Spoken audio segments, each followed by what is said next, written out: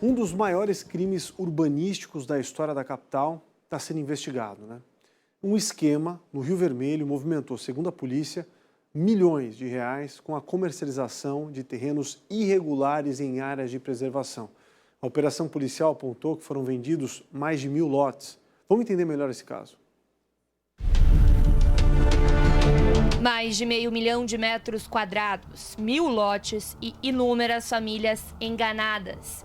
Esse é apenas o começo do saldo golpista de um dos maiores crimes urbanísticos da história de Florianópolis. A partir de agora, você vai acompanhar os detalhes da investigação policial, que aponta o loteamento ilegal de um condomínio inteiro construído em áreas de preservação ambiental no meio do bairro do Rio Vermelho.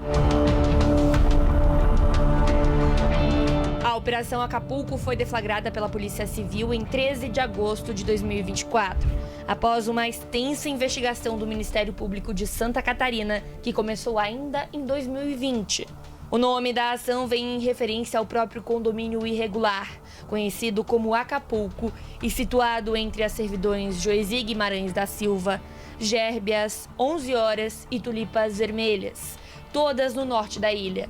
O inquérito concluiu que 4 pessoas foram responsáveis pela criação de uma organização criminosa que movimentou milhões de reais com a venda e locação de imóveis e terrenos ilegais na região. Foram cumpridos 12 mandados de busca e apreensão na casa, em vários bens imóveis, veículos, foram bloqueados também valores, milhões de reais, e ainda foram bloqueadas as empresas, desse grupo. Gilvan Guimarães da Silva, Ana Paula da Rocha Gaspari, Evandro Guimarães da Silva e Gelson Guimarães da Silva foram indiciados pelo Ministério Público por pelo menos 8 crimes. São eles: danificação de vegetação da Mata Atlântica, descumprimento de obrigações ambientais relevantes, falsidade ideológica, uso de documentos falsos, venda e promessa de venda de lotes em loteamento clandestino, associação criminosa, crime contra as relações de consumo e uma extensa e lucrativa lavagem de dinheiro, utilizando empresas de fachada no ramo de combustíveis e de extração de britamento para esconder os valores. Segundo o processo, a receita gerada pela venda dos lotes era depositada em contas das duas empresas e saía de lá como se fosse lícita. Apenas entre 2016 e 2021, as contas do casal Gilvan e Ana Paula teriam movimentado mais de 21 milhões de reais com a comercialização ilegal dos terrenos. Mas, afinal, como era o modus operandi dessa associação? Segundo o processo, o líder do grupo criminoso era Gilvan, cadastrado oficialmente como membro do CRECI, o Conselho Regional de Corretores Imobiliários. Ele agia comprando as áreas citadas de forma parcelada. Depois obtinha autorizações junto a órgãos ambientais para a limpeza de entulhos ou corte de mata exótica. Mas ia além, retirando também vegetação nativa do bioma em áreas de proteção ambiental que ficavam na região. Depois, com maquinário próprio, pavimentava de modo precário a rua, sem qualquer preocupação técnica. Falsificava documentos para conseguir ligações de energia elétrica e abria valas de esgoto irregulares, para então colocar uma placa de vende-se e comercializar os terrenos por valores bem abaixo do mercado, induzindo os consumidores ao erro.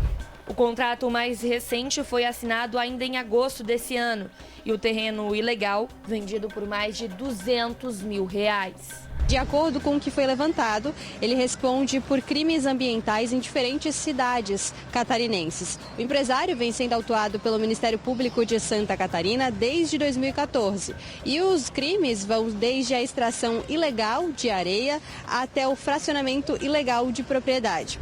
No último dia 5 de setembro, o Ministério Público confirmou a denúncia dos suspeitos, que agora viram réus perante a Justiça. Tanto Gilvan como a esposa e os 2 irmãos seguem presos preventivamente até o julgamento.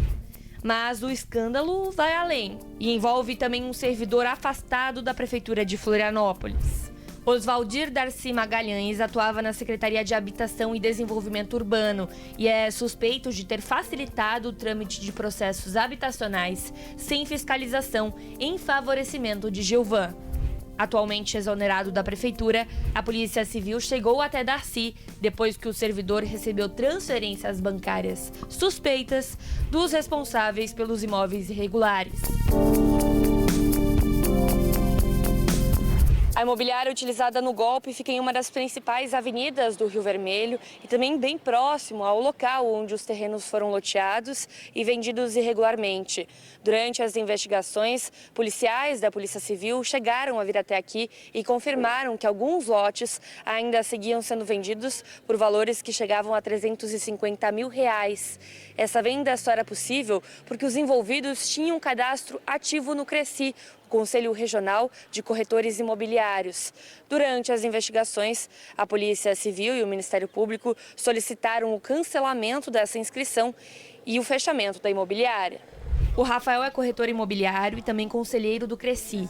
Ele explica que em casos de alta gravidade como esse, o processo de bloqueio da inscrição dos acusados deve correr mais rápido do que o normal. Hoje um processo nosso demora, eu acredito que algo de 2, 3 meses para cair no mão do conselheiro. A tendência desse processo é cair muito mais rápido, tá? E principalmente cair na mão de conselheiros com experiência que vão poder julgar isso com uma velocidade, com uma seriedade que esse processo merece. E o nosso cuidado e a nossa obrigação com a sociedade é sim punir essas pessoas e tirar o mais rápido possível delas do mercado. Ele também ressalta a importância da denúncia e da ação do Conselho para evitar novos golpes como esse. O que a gente orienta as pessoas que estão procurando um imóvel para comprar é pesquisar no site do Cresci. A gente tem um site do Cresci onde tem um link que você tem consulte o corretor.